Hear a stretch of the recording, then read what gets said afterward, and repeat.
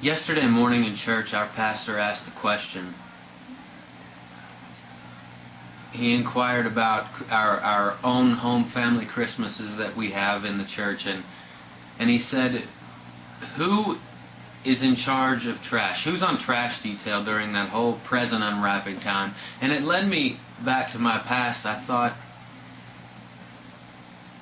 back to those amazing times, all the wonderful Christmases I can remember where my dad was on trash detail. That was what he did. It was almost as if he played a completely different role than anybody else. The kids were the main focus, and they would unwrap as we would unwrap these presents, and then just throw the trash to Dad, because we didn't care about anything else but getting what was inside that box, whatever it might have been. And when I thought back to those moments, I thought how amazing it is. Those were such happy times. And now here I am, married. My wife, we don't have any kids yet. My little sister's coming this Christmas to spend with us, our first Christmas being married.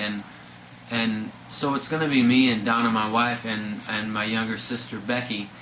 And it just made me think, how amazing it is that now I have my own tradition to start.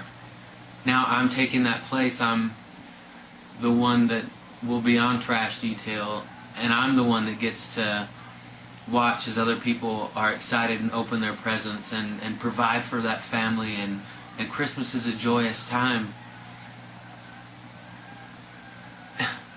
And it almost overwhelmed me in church yesterday to think about the fact that that tradition has been passed on to me, of all people.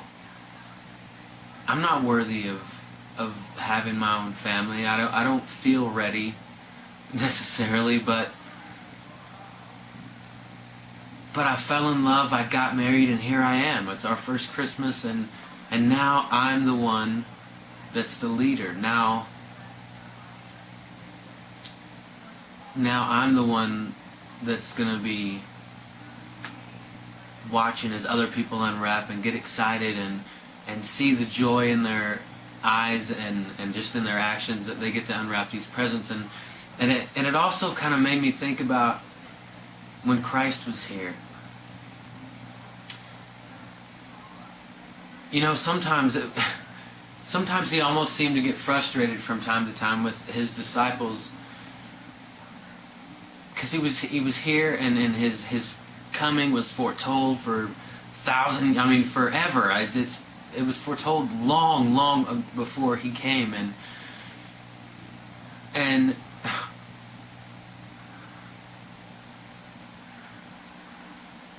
then he had his ministry, his 3-year ministry.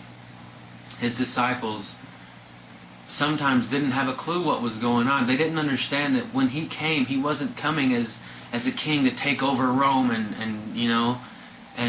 sit on the throne, and literally, in a literal sense. He was coming spiritually as a king, and to free everyone from the spiritual bondage that they were in and that their sins held over them. That's what he was here for. And sometimes his disciples would see miracles and amazing things happen through Jesus Christ, and they would listen to his parables, and they would listen to him, and then they would say, "So, are you going to destroy Rome now and be our king, or is that time now?" Like, they still totally didn't get it. And I think so many times, like, they even sinned against him. Peter is an obvious incident where Peter denied him 3 times there, and Peter was so distraught about that. And then they just, as a whole, the disciples who had spent every waking moment with him almost, through that 3-year ministry that Christ had, his disciples still didn't understand what was going on to a big degree. And it's amazing to me that when they finally got it, when Christ died on that cross and came back to life 3 days later,